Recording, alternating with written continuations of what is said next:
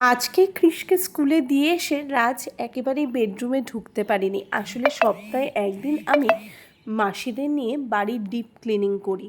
আজকেই সেটা করছি বলে ও বাইরের ঘরেই বসেছিল। আজকে ওয়েদারটা খুব সুন্দর। কলকাতায় কেন জানি না খুব একটা যে গরম পড়ছে তা কিন্তু নয়। মাঝে মধ্যে খুব রোদ উঠলে গরমটা বোঝা যায়, কিন্তু তাছাড়া খুব যে গরম থাকে তা নয়।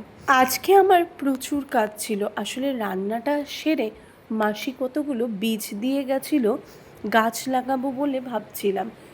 পরে শুনলাম যে সেগুলোকে নাকি জলের মধ্যে ভিজিয়ে রাখতে হবে, তারপরেই সেগুলোকে গাছ লাগানো যাবে। আসলে গাছটা লাগাতে আমার এত ভালো লাগে না, তাই তাড়াতাড়ি করে ভাবলাম রান্নাটা সেরে নিই। যেই না রান্নাঘরে রান্না সারতে গেলাম, সেই দেখি পেঁয়াজ নেই। সঙ্গে সঙ্গে রাজকে ফোন করে পেঁয়াজটা আনিয়ে নিলাম। আসলে বিগ বাস্কেট, ব্লিঙ্কি, জিও মার্ট এগুলো যে এত হেল্পফুল সেটা এখন বুঝতে পারি।